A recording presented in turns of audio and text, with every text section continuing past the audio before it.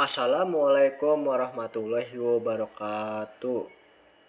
Saya Afriaji Sumarna dari kelas 2B ingin mempresentasikan tentang senyawa hidrokarbon dalam larutan brom. Di sini ada tujuan dapat mengetahui sifat-sifat dari reaksi-reaksi senyawa hidrokarbon. Yang kedua, dapat membedakan hidrokarbon jenuh, hidrokarbon tak jenuh, dan hidrokarbon aromatik. Yang ketiga, dapat mengidentifikasi senyawa hidrokarbon melalui uji brom, uji Bayer, dan uji Blanco. Dan selanjutnya ada tinjauan pusaka. Senyawa hidrokarbon merupakan senyawa karbon yang paling sederhana.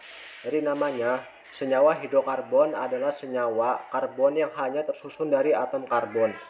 Dalam kehidupan sehari-hari banyak kita temui senyawa hidrokarbon, misalnya minyak tanah, bensin, gas alam, plastik, dan lain-lain. Berdasarkan susunan atom-atom karbon dalam molekulnya, senyawa karbon terbagi dalam dua golongan besar, yaitu senyawa alifatik dan senyawa siklik. Senyawa hidrokarbon alifatik adalah senyawa karbon yang rantai C-nya terbuka, dan rantai C itu memungkinkan bercabang. Berdasarkan jumlah ikatannya, senyawa karbon alifatik terbagi atas senyawa alifatik jenuh dan tidak jenuh. Selanjutnya ada alat dan bahan. Alat antara lain tabung reaksi, pipet tetes. Bahan antara lain pentana, heksana, asam format, benzaldehida, minyak tanah, larutan brom 5% dalam CCl4. Prosedur kerja yang pertama, hidrokarbon dalam larutan brom. 1 ml dimasukkan N-heksan ke dalam tabung reaksi. Ditambahkan 1-2 tetes larutan Br2 dalam CCl4, kemudian digoyangkan. Selanjutnya percobaan diulang dengan etil asetat dan metanol. Yang terakhir dibandingkan dan diamati hasilnya. Yang kedua, prosedur kerja senyawa hidrokarbon dengan uji Bayer. Masukkan 1 ml N-heksan ke tabung reaksi, ditambahkan setetes demi setetes KMnO4. Yang ketiga, amati perubahan warna, KMnO4 digoyangkan lalu diamati. Dan yang terakhir diulang dengan menggunakan etil asetat metanol. Yang ketiga, senyawa hidrokarbon dengan air atau larutan Blanco. Masukkan 1 ml N-heksan ke tabung reaksi, ditambahkan setetes demi setetes Ag, digoyangkan lalu diamati perubahan warna, diulang dengan menggunakan etil asetat metanol. Data hasil pengamatan dari senyawa hidrokarbon dalam larutan brom 5% dalam CCl4, tabung pertama diisikan N-heksan, ditambahkan air brom. Hasil pengamatan yang terjadi setelahnya, sampel ditambahkan air brom dalam CCl4, tidak adanya reaksi. Kedua, etil asetat ditambahkan air brom. Hasil pengamatannya, setelah sampel ditambahkan air brom dalam CCl4 tidak adanya reaksi. Yang ketiga, diisikan metanol ditambahkan air brom. Hasil pengamatan yang terjadi setelahnya, sampel ditambahkan air brom dalam CCl4 tidak adanya reaksi. 2. Senyawa hidrokarbon dalam uji Bayer. Tabung pertama diisikan N-heksan, ditambahkan KMnO4. Hasil pengamatan yang terjadi terdapat 2 fase atau campuran tidak larut. Bagian atas berwarna dan bagian bawah berwarna ungu. Kedua, diisikan etil asetat, ditambahkan KMnO4. Hasil pengamatan terdapat 2 fase atau campuran tidak larut. Bagian atas tidak berwarna dan bagian bawah berwarna ungu. Yang ketiga, diisikan metanol, ditambahkan KMnO4. Hasil pengamatan campuran tersebut larut dan larut berubah menjadi ungu.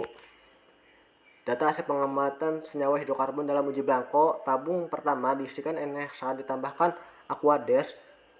Hasil pengamatan yang terjadi 2 fase atau campuran tidak larut dan tidak berwarna. Kedua, diisikan etil asetat, ditambahkan Aquades. Hasil pengamatan yang terjadi terdapat 2 fase atau campuran tidak larut dan tidak berwarna. Tabung yang ketiga diisikan metanol, ditambahkan Aquades. Hasil pengamatan terjadi campuran larut dan warna larutan tetap. Pembahasan. 1. Senyawa hidrokarbon dalam larutan brom 5% dalam CCl4. Poin yang pertama, hasil yang diperoleh ketika ditambahkan air brom dalam CCl4 tidak adanya reaksi, dikarenakan heksana termasuk hidrokarbon jenuh dan juga tidak mengandungkan rantai cabang sehingga tidak terdapat atom karbon heksana. Rantai cabang termasuk salah satu hal yang sangat mempengaruhi terjadinya reaksi. Pada percobaan kedua dengan sampel etil asetat yang ditambahkan air brom dalam CCl4, hasil yang diperoleh ketika ditambahkan CCl4 tidak adanya reaksi dikarenakan etil asetat termasuk hidrokarbon jenuh. Pada percobaan ketiga dengan sampel metanol yang ditambahkan air brom dalam CCl4, hasil yang diperoleh ketika ditambahkan CCl4 tidak adanya reaksi dikarenakan metanol termasuk hidrokarbon jenuh. Pembahasan senyawa hidrokarbon dalam uji Bayer. Dari hasil percobaan yang pertama ini tidak sesuai dengan ion di mana warna ungu dari KMnO4 tidak pudar dan tidak ada reaksi di antara keduanya yang ditunjukkan terbentuknya 3 fase. Dari hasil percobaan yang kedua ini tidak sesuai dengan ion di mana warna ungu dari KMnO4 tidak pudar dan tidak ada reaksi di antara keduanya yang ditunjukkan terbentuk 3 fase.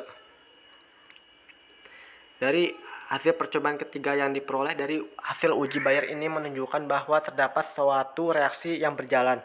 Hal ini dapat dilihat dari warna ungu yang menghilang dan nampak gumpalan MnO2 coklat. Pembahasan senyawa hidrokarbon dalam uji Blanco. Pada percobaan pertama hasil yang didapat campuran tidak larut atau membentuk 2 fase. Hal ini disebabkan karena Aqueous termasuk pelarut polar, sedangkan N-heksan larut dalam pelarut non-polar seperti dietil ester atau benzen. Pada percobaan kedua hasil yang didapat campuran tidak larut atau membentuk 2 fase. Hal ini disebabkan karena etil asetat memiliki sifat kepolaran rendah dibandingkan dengan Aqueous. Pada percobaan ketiga hasil yang didapat campuran larut. Hal ini disebabkan karena metanol termasuk pelarut yang bersifat universal sehingga menarik sebagian besar senyawa yang bersifat polar maupun non-polar. Reaksi 1. Uji bromin A N-heksan plus air brom. C6 plus BrO2 menghasilkan C6H14 plus Br2 menjadi C6H13Br plus HBr. B. Etil asetat plus air bromin C4H6O2 plus Br2 menghasilkan C4H8O2 Br2. C. Metanol 2CH3OH plus Br2 menjadi 2CH3Br plus 2OH. 2. Uji Bayer A N-heksan KMnO4 2C6H12 plus KMnO4 menjadi 2C6H12 plus KMnO2 plus 2H2O. B. Metanol 3CH3OH plus KMnO4 menjadi 3CH3COH plus 4K plus OH plus 4MnO2 plus H2O. 3. Blanco A. Etil asetat plus Aqueous C4H8O2 plus H2O menjadi CH3COH plus C2H2O. B. Metanol plus Aqueous CH3OH plus H2O menjadi CH5OH plus O. Kesimpulannya, berdasarkan percobaan yang dilakukan dapat disimpulkan bahwa 1. Senyawa organik dapat diklarifikasikan berdasarkan larutan dalam larut organik itu senyawa polar larut dalam pelarut polar, senyawa non-polar larut dalam senyawa non-polar. Yang kedua, pelarutan senyawa organik dalam pelarut inert dan dalam pelarut aktif secara kimia bergantung pada strukturnya, molekulnya, serta sifat fisika dan kimia zat pelarut. Itu saja presentasi dari saya. Kurang lebihnya mohon dimaafkan. Wassalamualaikum warahmatullahi wabarakatuh.